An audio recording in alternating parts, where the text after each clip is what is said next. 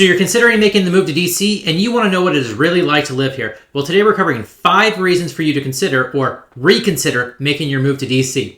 Hey guys, James Reed with TTR Sotheby's International Realty covering DC, Northern Virginia, and the Maryland suburbs. This is our second video in this series of why not to move to DC. Our first video was extremely popular. We'll have a link for it up here as well as in the description box below. We got a lot of feedback from it, and these are a continuation of things that we had missed or overlooked in the first video. And if you can get through this list, then DC may be the spot for you. All right, first up on our list is insects, but we're really going to focus a lot on mosquitoes. Mosquitoes are an absolute nuisance in DC and all around the region. Now, DC is nicknamed the swamp, but it wasn't really founded on a swamp. However, the conditions are absolutely perfect for mosquitoes, from temperature to moisture to all the little things that make it a breeding ground for mosquitoes. And they are an absolute nuisance. And the days per year that they're active is increasing. So as time goes on, you're going to see more and more mosquitoes bleeding into the fall and earlier in the spring. Now, Orchid also has DC ranked as one of its worst cities for mosquitoes in the entire country. Now, if you're someone like me, they never really get me. I don't know why. My wife and kids get bit all the time, but they are terrible. You're going to have to make preparations for that. You're going to have to make sure all your lawn equipment, everything else doesn't have standing water, and they are just disgusting year-round. Outside of mosquitoes, we occasionally get cicadas here. They're not locusts, but man, they are a nuisance as well. You can see in this video here, they are just absolutely disgusting. This was just outside my house. And they have different broods that come out every 17 years or so, and they just take over the entire area. You might just be walking through a whole colony of them. It's just disgusting. So mosquitoes, cicadas, absolutely terrible, and they are home in DC. Okay, second on our list is rats. DC was ranked the number 4 rattiest city in the United States. Now, why is that? There's a large population here, right? Over 700,000 people live in DC, and that population is increasing. And with that, you're getting new buildings, new construction, and new services in residential areas like restaurants, which provide food for rats, especially in the dumpsters. Now, is there some relief for you with this? Yes, there's a neat little program with the Humane Rescue Alliance that allows for feral cats to be attached to businesses. They don't actually live inside, but you are required to take care of them. So you're required to provide food as well as, some form of safe shelter for them. And they do kill rats for you, and kind of, rats figure it out and they disperse and they're no longer bothering you as much. But there's still plenty to go around. Now, there's another group, too, that does a volunteer activity with dogs, and they go out late at night with their terriers, and they go out and kill rats. And I don't know about you. I can think of a million other things I'd rather be doing late at night than walking around killing rats with my dog. But more power to you if that's your thing. So rats, not as cool as Pizza Rat New York, but they are a thing in DC, and I don't see that slowing down anytime.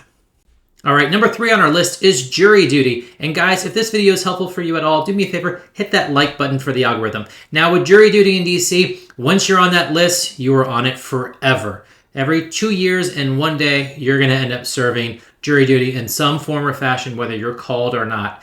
And it's not like there's many places to go. You've got one area to go, one courthouse for jury duty. You sit with a pool of a lot of people, and you get called to various courtrooms, and then you are either called or not called. And then if you're not called, you get to leave. You go right back to the pool to be recalled.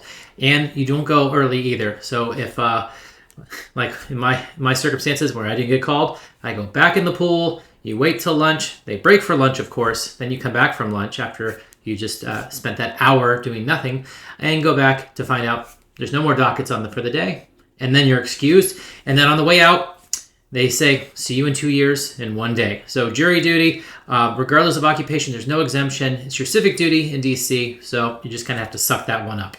All right, number 4 on our list for why not to move to DC, it is the confusing metro system here. Now, DC's metro is the second largest transit system in the United States behind New York, but it is very different than New York. I give New York, a lot of credit for what they do. It's a very different system. However, New York has a few things going right for it. First of all, it has a flat rate for the rides. You do not get that in DC, right? If you go from this station to this station, it's a different cost than if you go from here to, say, here. The longer you ride the system, the more it charges you in DC versus a flat rate system you would find in New York. And it is ridiculously expensive compared to it. The costs, they do not go down at all. Now, there are some, 1, 3, 7, even some monthly commuter passes that you can get when you run the numbers on those, they're actually no more cost effective than actually just paying the fare on your own. You do get some subsidies if you're a government employee of some kind. Your card can reload, which makes it a lot easier than using the kiosks. The kiosks are ridiculous. They are the least customer-friendly thing I think I've ever seen in my life. They certainly weren't designed by anyone like Apple to make it an easy, enjoyable experience to get a smart trip card to ride the Metro.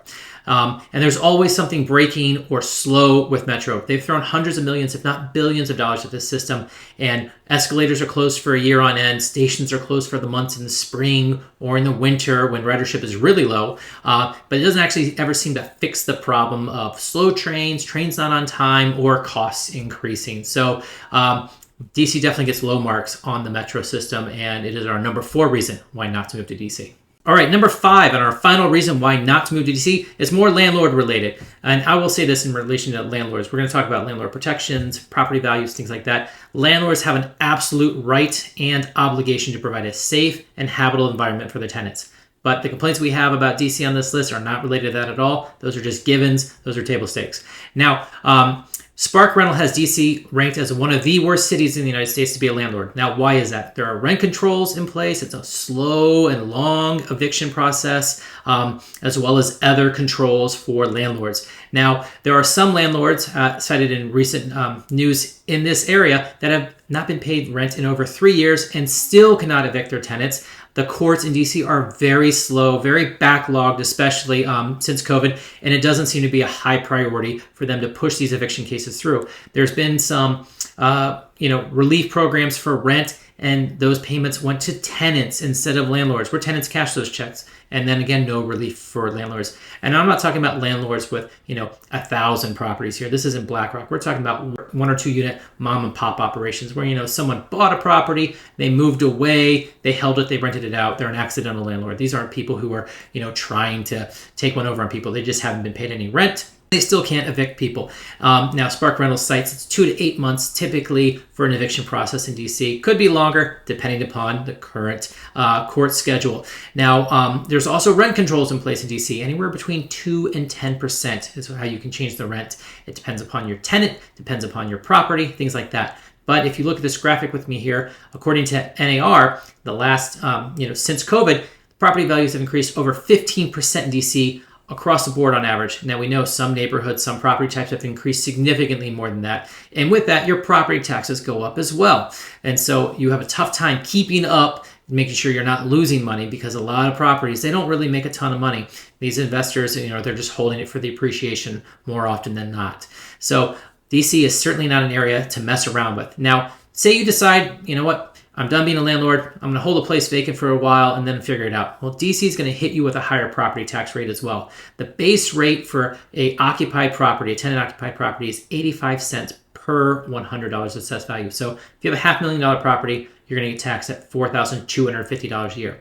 But if you decide to make that a vacant property, not a blighted property, they're going to tax you at $5 per 100. So they're going to tax you at $25,000 a year instead of just over $4,000. And if they consider it to be a blighted property, basically that needs a total gut renovation, but you're not actually working on it, they're going to charge you $50,000 a year for that property. So DC is certainly not a city to mess around with. You've got to be buttoned up. You've got to have your rental license in place. You have to have everything squared away in order to be a good landlord. And even if you are a good landlord, there can be adverse consequences, like we've seen with some good landlords where they have tenants that don't pay and a very long, drawn-out eviction process. So you would definitely need someone like me or someone else with boots on the ground to help you have everything kind of squared away, so that way you can be a good landlord and have a good operation going on. All right, guys, I hope you found that information helpful for you to consider or reconsider moving to DC. If you have any questions for me directly, my info is below as well. And until next time, I hope to see you around town.